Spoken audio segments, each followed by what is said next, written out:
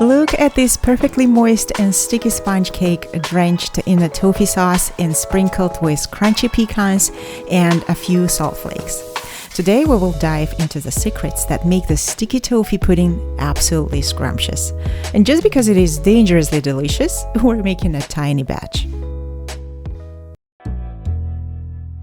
First, we'll make the tofu sauce. Both the sauce and the pudding use simple ingredients, which you can find in pretty much every grocery store. I left the list of ingredients and the measurements in the description below, so check them out and give us a like while you will be there. In a small saucepan, combine the butter, brown sugar, blackstrap molasses, or black treacle, depending on the part of the world you're in, and golden syrup. Stir well and cook on low until sugar is dissolved. Then add the heavy cream and stir vigorously to reach a smooth texture and beautiful golden color. Let it simmer for 5 to 7 minutes on low, and don't worry if the sauce looks way too thin to you. The tofu sauce will thicken when it cools down and will reach the perfect condition for drizzling the pudding. Prepping the dates is our next step. To save some time, I'm using pitted dates, but those with stones work great too. Just remove the stones first.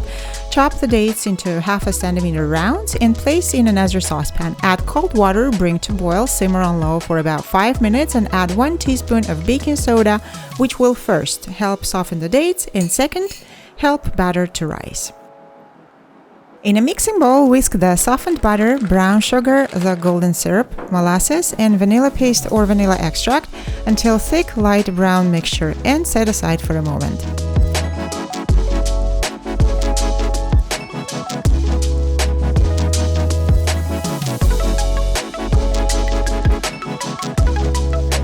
Grease your baking dishes with melted butter. Like I said in the beginning, this is a small size recipe, so all I have is just 3 1-cup ramekins, which will make 3 mini cakes. Double the recipe and you will have the batter good to go into a standard 9-inch round or 9-inch square cake pan. Preheat the oven to 325 Fahrenheit or 160 Celsius and return to the batter. Whisk in 1 egg. The mixture will most likely look as if it has split, but after adding the flour, it will come together really nicely and make a thick homogeneous consistency batter.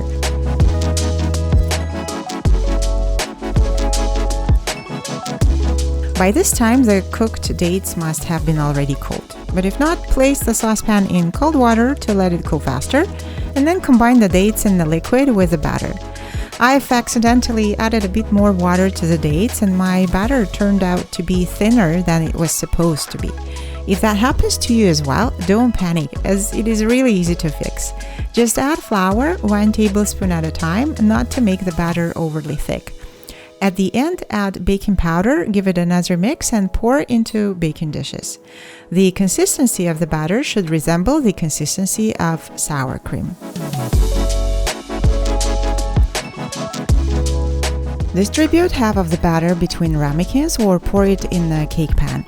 Then top the batter with a tablespoon of the sauce per ramekin or 6 or 7 tablespoons if baking in the cake pan.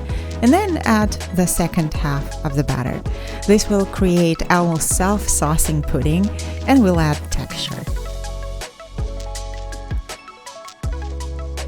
Bake for 25 or 30 minutes or until the wooden skewer test is a complete success. Remove the pudding from the oven and let it cool until warm.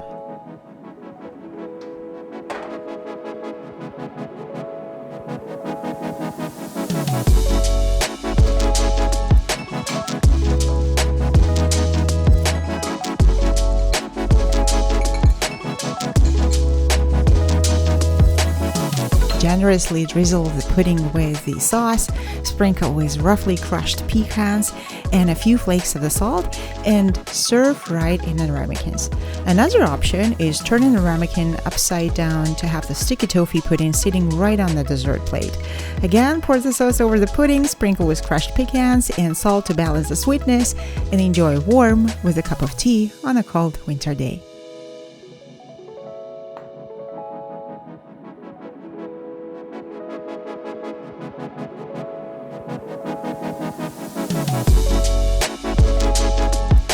Tell us in the comments if you had a chance to try this dessert or if sticky toffee is one of your favorites. Do you bake it from time to time in your kitchen or maybe love to order it in the restaurants?